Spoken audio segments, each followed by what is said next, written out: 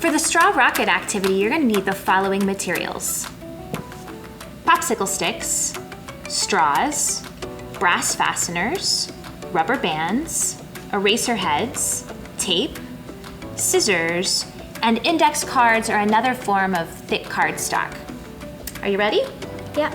Okay, so we're gonna start by taking one of our straws, yes, and we're going to place an eraser head on the end. This is needed not only because it's a little bit pointy to help the direction of the arrow or the rocket, but it's also a little bit of weight and it's a little bit softer, so if it hits something, it doesn't hurt it. And when you pick your straw, you want a thick straw so that the eraser can fit around it. Yes, so thicker straws like you might get at a restaurant are the better ones to use here. Okay, so we also need something, this is going to be a straw rocket. So we're going to use a rubber band as our source of energy. And we need a little hook for the rocket to hook onto for that. So here, I'm going to give you a pair of scissors. That's what we're going to use the brass fastener for.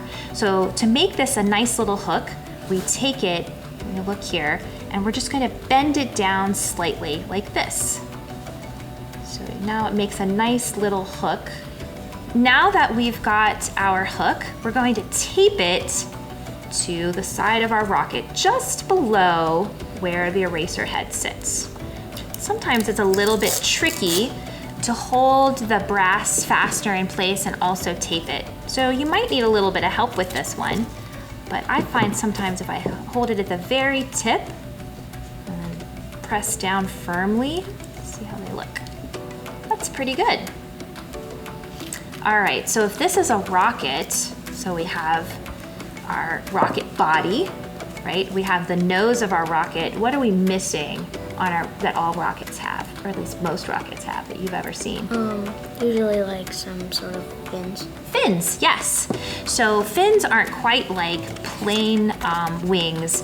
Fins don't create lift, but they help a rocket go in a particular direction. So we're gonna add fins to our rocket to help it keep going in its the proper direction. So what color would you like to use?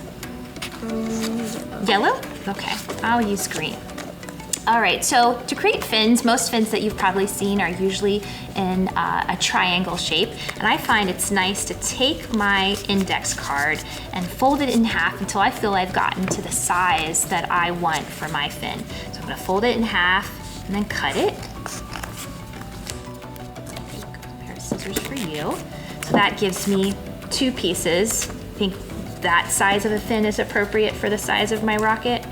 Probably a little big. Probably a little big, yeah. So let's try folding it again. Now that's not too bad, but I think I'm gonna go a little bit smaller. So I'm gonna take half of my stack and fold it one more time. Cut that in half. All right, so once you get to the size that you want, just like Ben did there, a nice way to make an easy triangle is to go corner to corner. All right, and that helped me create 4 equal triangles that I could use for fins on my rocket. I think for my rocket, I'm going to use 3 fins. How many rockets are you going to use for yours? I think I'm going to use 3 fins as well. 3 fins also, yeah. We recommend anywhere between 2 and 4 fins. Remember, the more you add, the heavier that it gets, but you want at least 2 to keep it balanced. All right, so there's a trick to taping your fin to the side of your rocket. Now, first of all, before you tape it there, it's important, one of the ways that we're going to use this straw is we're going to have a special launching stick, and the rubber band hooks like this, and we pull it back to shoot. So we want to make sure we leave a little bit of room for our fingers to pull back. So we don't want to put our fins on the very, very end of the straw. Okay, the second part where it gets a little tricky is putting tape on something that's flat against another thing that is round. So try to make yourself a piece of tape that is just a little bit longer than the fin itself.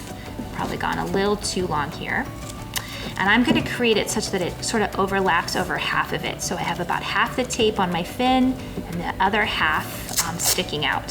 So I'm going to take that then, again, leaving some room at the end of my straw so that I can place my fingers, and I'm just going to push it back like that. Excellent, there we go. And any of this excess that I have at the top, I can just fold down over like this. Make it nice and tight. Now I'm going to do the same thing on the other side of that fin. So I'm going to just need it a little bit longer than the fin itself. All right, one fin down, 2 more fins to go. I'm going to use the same process for the other 2. So here I need to start thinking about the positioning of my fins. I'm going to do 3, and it's a pretty good idea to keep those fins symmetrical, although you can test out how symmetry of your fins affects its flight. That would be a great test. So I'm going to give a little bit of space here, and then wrap this around. All right, so now I have 2 of 3 fins, and my last one I want somewhere up here at the very top. Usually the placement of your last fin is the most important, so you can balance out the positioning of all of them together.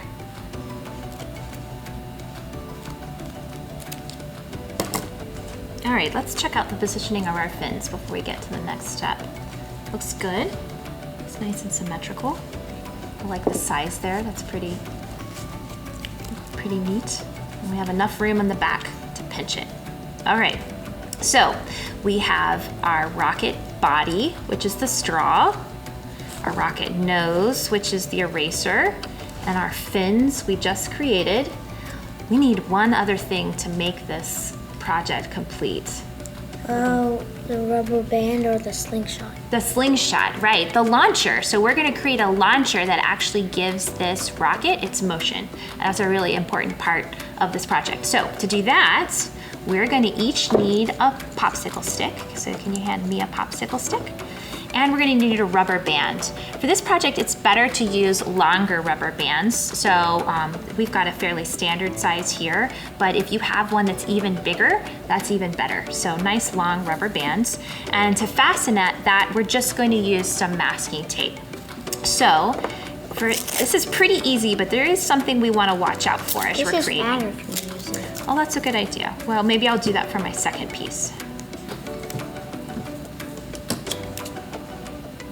Oops.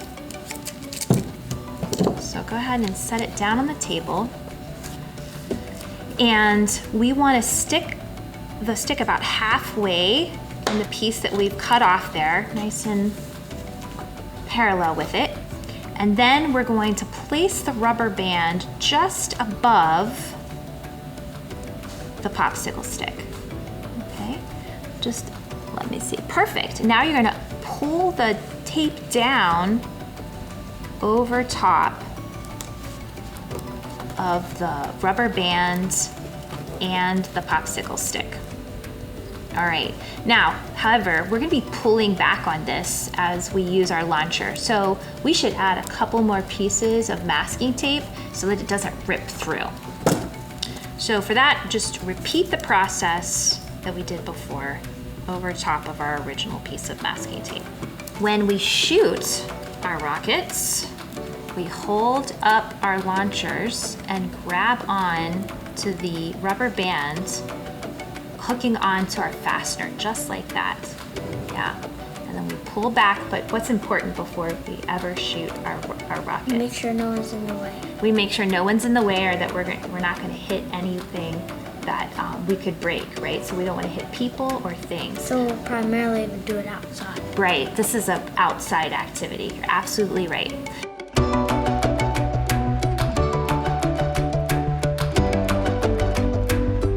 Rubber bands are elastic.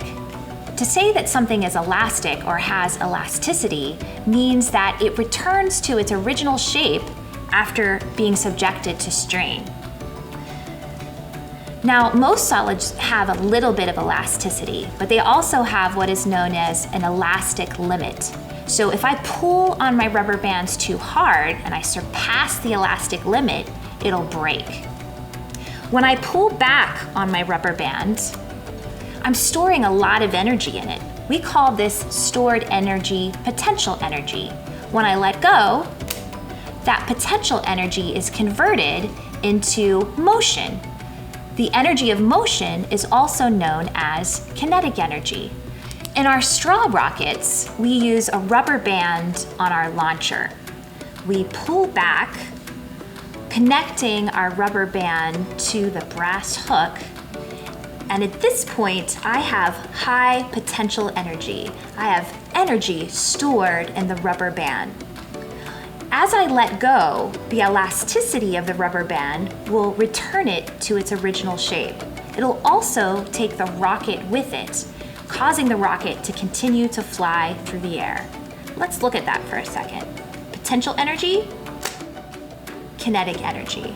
Again, we've had our elasticity here. Stretched shape, original shape, that gives it that energy to fly. Today's activity is sponsored by STEMCARE. STEMCARE is a collaboration between Mylan and West Virginia University to develop and implement STEM programming that instills a growth mindset in West Virginia's youth.